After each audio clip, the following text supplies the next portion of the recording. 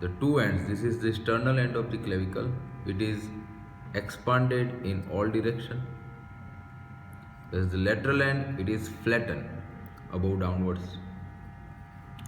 Superior surface of the shaft is smooth. On the inferior surface, we have rough impressions, conoid tubercle, trapezoid ridge, groove for subclavius muscle, and a facet for first costal cartilage. Now, shaft is cylindrical in medial 2/3 and it is flat in lateral 1/3. Medial 2/3 of the shaft is convex forwards. Medial 2/3 of the shaft is convex forward. Lateral 1/3 of the shaft is concave forwards. So by these points we can determine side of the clavicle.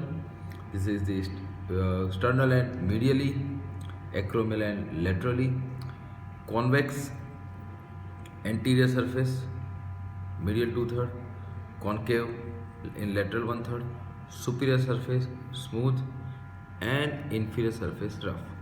So this is the right clavicle and this is the left clavicle. Again, sternal end, acromial end, superior surface smooth and inferior surface with all these rough impressions. Now we will study features and attachments of the clavicle. So this is the medial end, it is also known as sternal end. It is expanded in all direction, is articular, it is covered by fibrocartilage. All the other synovial joints, they are covered by hyaline cartilage. Here the articular surface is covered by fibrocartilage. Sternal end articulates with clavicular notch of manubrium sterni and forms the sternoclavicular joint. Peripheral margin of the sternal end gives attachment to fibrous capsule of the sternoclavicular joint. Now, upper margin of the sternal end gives attachment to interclavicular ligament that connects the upper margin of two clavicles, right and left clavicles. Posterior-superiorly, upper margin, this part, gives attachment to articular disc of sternoclavicular joint. So these are the three important attachments: fibrous capsule, upper margin interclavicular ligament, posterior superiorly articular disc of sternoclavicular joint. Inferiorly, it presents a facet. This is the facet for the first rib. This is the facet for the first rib. So these are the features of sternal end. Now lateral end. So this is the lateral end. It is flattened. It presents a small oval articular surface. This articular surface is covered by hyaline cartilage, forms plain synovial joint with acromion process of scapula, forming the acromioclavicular joint. Peripheral margin, again here also gives attachment to the fibrous capsule of acromioclavicular joint. Now shaft of the clavicle. So shaft is functionally divided into two parts. Medial 2/3 is cylindrical and it transmits forces from the upper limb. Lateral 1/3 is flattened and it suspends scapula.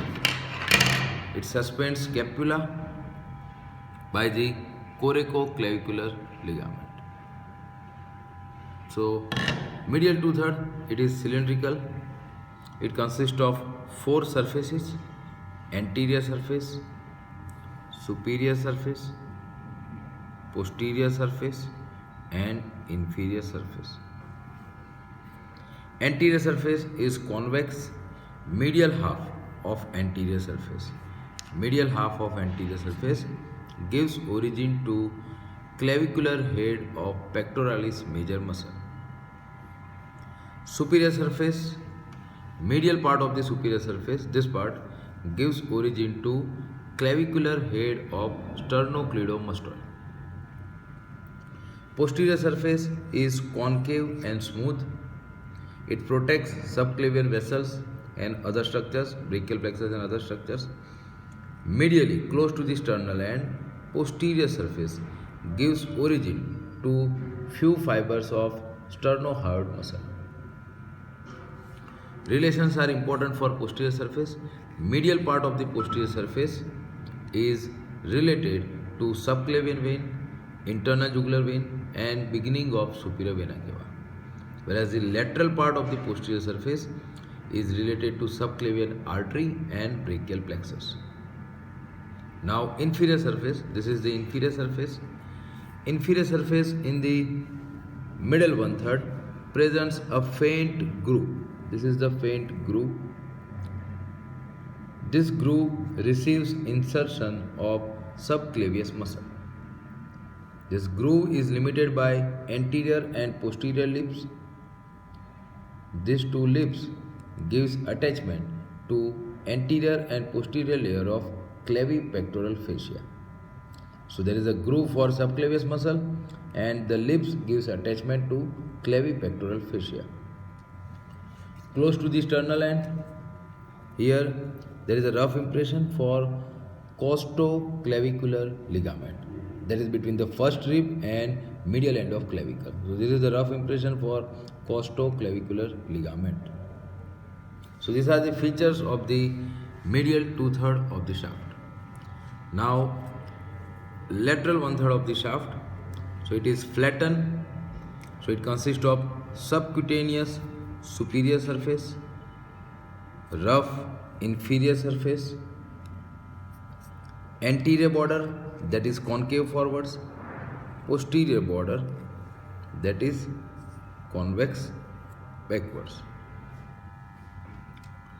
Now anterior border of the lateral 1/3 gives origin to anterior fibers of deltoid muscle. Posterior border receives insertion of upper fibers of trapezius muscle. These attachments also extend along the superior surface. Rest of the superior surface of lateral 1/3 is subcutaneous.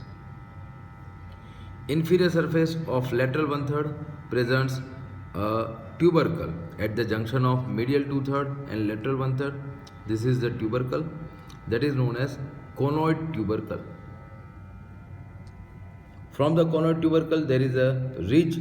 This ridge is known as trapezoid ridge. This conoid tubercle and trapezoid ridge gives attachment to conoid and trapezoid parts of coracoclavicular ligament that extends between the conoid and trapezoid tubercle of clavicle to coracoid process of scapula, like this. Okay, they are connected like this.